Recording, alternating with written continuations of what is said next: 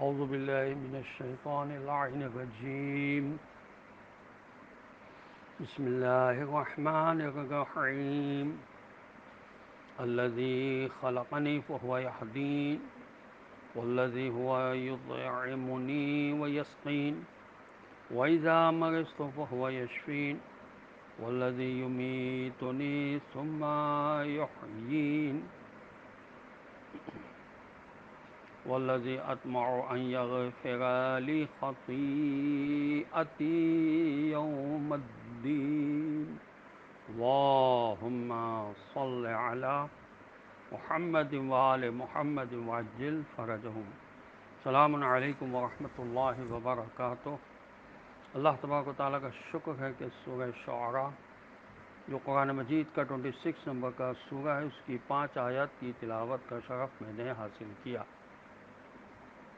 جن کے نشانات ہیں 78، 78 تا 82۔ آیت نمبر 78 کا ترجمہ یہ ہے کہ حضرت موسیٰ علیہ السلام حضرت ابراہیم علیہ السلام اپنے خالق و مالک کا تعارف کروا رہے ہیں، جس نے مجھے پیدا کیا پھر وہی مجھے ہدایت دیتا ہے۔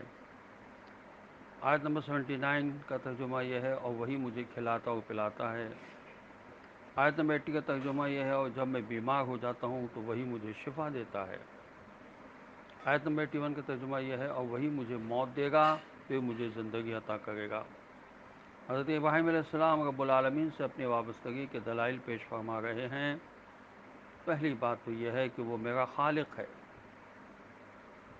جسے مشرکین بھی مانتے ہیں، لہذا وہ میرے امور زندگی کا مدبر ہے، کیونکہ خلق و تدبیر ناقابل تفریق ہے۔ جو خالق ہے وہی تدبیر کر سکتا ہے، اور جو خالق نہیں ہے وہ ان امور کی تدبیر بھی نہیں کر سکتا۔ جنہیں اس نے وجود نہیں دیا ان کے رگ و پے کو وہ کیا جانے۔ فہو یہدین یعنی ان تدبیری امور میں ایک اہم چیز ہدایت و رہنمائی ہے۔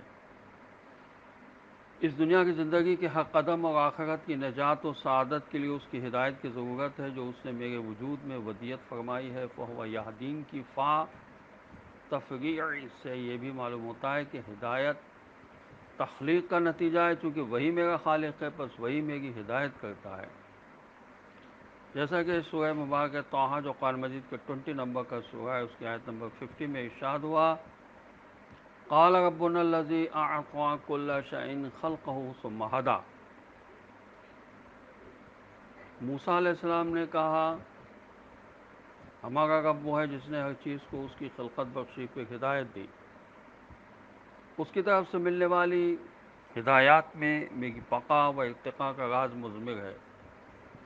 اس کی عطا کردہ ہدایت نہ ہوتی تو میں نہ ماں کی چھاتی چوسنے کا سلیقہ رکھتا، نہ میرا معدہ ماں کے دودھ کو قبول کرنے کی صلاحیت رکھتا۔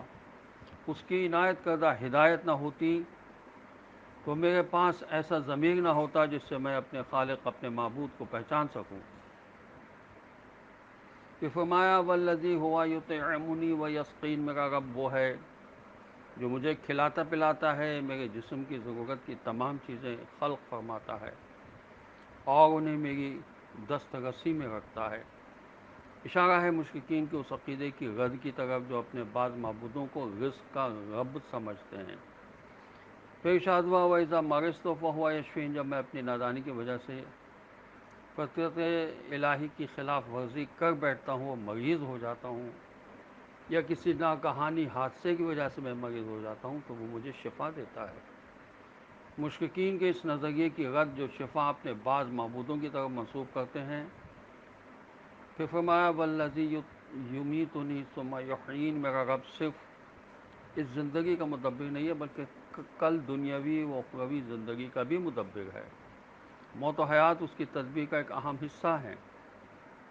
میرا رب وہ اللہ ہے جس کے ہاتھ میں میری خلقت، ہدایت، رزق، شفا، حیات و موت ہے، اور جو میری امیدوں کا مرکز ہے۔ پھر ارشاد ہوا والذی اطمع ان یغفر لی خطیئتی یوم الدین، اور میں اسی سے امید رکھتا ہوں کہ روز قیامت میری خطاؤں سے درگزر فرمائے گا۔ میرا رب وہ ہے جس سے میں امید رکھتا ہوں کہ وہ میری خطا معاف فرمائے گا۔ واضح ہے انبیاء علیہ السلام معصوم عن الخطا ہیں۔ معصوم جب اپنی طرف کسی خطا یا گناہ کی نسبت دیتے ہیں تو یہ تصور صحیح نہیں ہے کہ وہ خطا و گناہ انہی معنوں میں ہے جن کا ہم مرتکب ہوتے ہیں۔ ہماری خطا و گناہ مولا کی نافرمانی کے معنوں میں ہے، جبکہ معصوم کی خطا و گناہ نافرمانی کے معنوں میں نہیں بلکہ آداب بندگی کے تحت بندگی کا حق ادا نہ ہونے کا اعتراف ہے کہ کبھی غیر عبادت میں کوئی وقت گزرا ہے، کھانے پینے سونے میں۔ معصوم اسے خطا تصور کرتے ہیں، یہ دن رات عبادت کر کے یہ تصور کرتے ہیں کہ عبادت کا حق ادا نہ ہوا۔ وہ اللہ کی عظمتوں اور نعمتوں کے مقابلے میں اپنی عبادت کو ہیچ سمجھتے ہیں۔ چنانچہ رسول کریم صلی اللہ علیہ وسلم سے روایت ہے، ما عبدنا کا حق کا عبادت ہے، کہ مستدرک الوسائل میں ہے کہ ہم نے تیری اس طرح بندگی نہیں کی کہ جس طرح بندگی کا حق ادا ہو جائے۔ حقیقی بندگی یہ ہے کہ ہر ممکن عبادت کر کے اسے ہیچ سمجھا جائے کہ ہم نے کچھ بھی نہیں کیا۔ والسلام علیکم ورحمۃ اللہ وبرکاتہ۔